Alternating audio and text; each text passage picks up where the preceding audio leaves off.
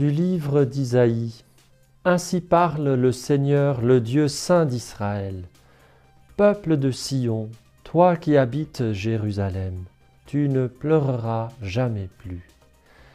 À l'appel de ton cri, le Seigneur te fera grâce. Dès qu'il t'aura entendu, il te répondra. Le Seigneur te donnera du pain dans la détresse et de l'eau dans l'épreuve. Celui qui t'instruit ne se dérobera plus, et tes yeux le verront. Tes oreilles entendront derrière toi une parole. Voici le chemin, prends-le. Oui, le Seigneur entend notre cri, il répond, il nous donne du pain dans la détresse et de l'eau dans l'épreuve. Qu'est-ce que cela veut dire ?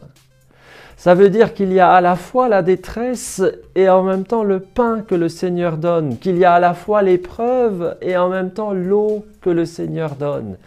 Et si certaines détresses de ta vie faisaient partie en quelque sorte du pain qu'il veut te donner, le Seigneur, et si certaines épreuves contribuaient à te disposer à recevoir l'Esprit Saint, c'est cela qu'il faut comprendre et c'est peut-être cela la plus grande victoire à la croix, c'est que au sein même de l'épreuve, le Seigneur nous donne le pain de sa présence, de son amour. Au sein même de la détresse, le Seigneur nous donne l'eau du Saint-Esprit.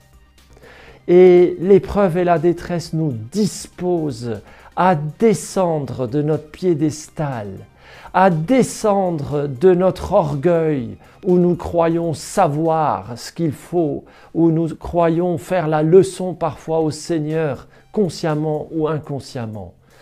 Eh bien non, descends de ton piédestal, accepte l'humiliation et au sein même de l'épreuve, reçois le pain de la présence de Dieu. Au sein même de la détresse, reçois l'eau du Saint-Esprit. Accepte de passer par ce creuset, ce feu, pour recevoir ce que tu ne peux même pas imaginer. Tellement c'est grand, tellement c'est fort. Les plans du Seigneur sont bien au-dessus de tes projets. Merci Seigneur pour ton projet ambitieux, profond, magnifique pour mon frère, ma sœur. Eh bien, reçois, mon frère, ma sœur, reçois la bénédiction de Dieu au nom du Père et du Fils et du Saint-Esprit. Amen.